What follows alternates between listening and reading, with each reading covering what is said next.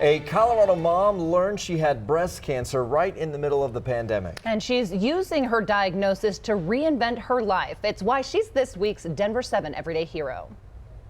So my name is Laurel Camardi, and I live in Colorado Springs. And I was diagnosed with breast cancer in January of 2021. For Laurel Camorney, those words, that diagnosis, still hasn't quite settled in. But the fear is something she will never forget. It was terrifying, actually. It's a very surreal moment, and you know, I had my father passed away from lung cancer when he was 61 years old. And I had lost a very dear friend to breast cancer. So I think that those two losses really framed my reaction in that immediate moment. At 49, she was active and relatively healthy. I think I learned that I had about 48 hours where I was in sort of a panic mode. And then I just went into, okay, what can I do? What's my role in this? And that's kind of where I dug in and started my work. That work included reinventing herself, and it started with her diet and mindset. I just think that it forced me to kind of really look at myself and my lifestyle. And, I'm somebody that if I can take control in a situation, I do. And so I think it was important for me to take control of the things that I could take control of. And, that was my diet and, my mental state. And so that for me started with meditation. And then I had started to research a bunch of different books around the things that you should and shouldn't do when you have cancer. And became very clear that diet is huge.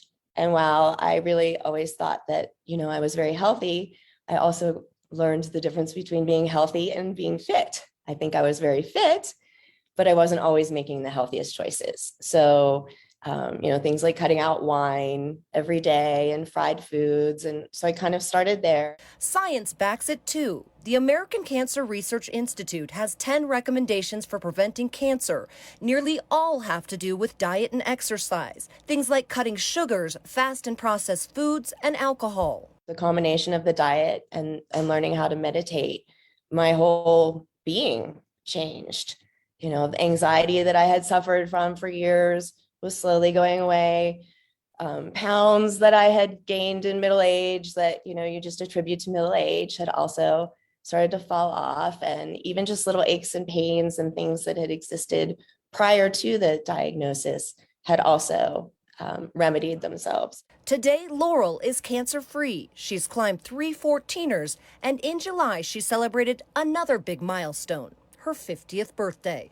So I think the combination of changing my diet and changing my physical being, losing weight and not having those health issues anymore, and then the mental aspect has been huge. And that's also just what carried me through the scary days of going through radiation and the doctor's visits, because I think that that's also the scary part of cancer. We have to remind ourselves it's just a word. It's a word to describe that something is wrong. It's no different than you have a broken leg. There are things that you're going to need to do when you break your leg. Well, there are things that you're going to need to do when you get cancer.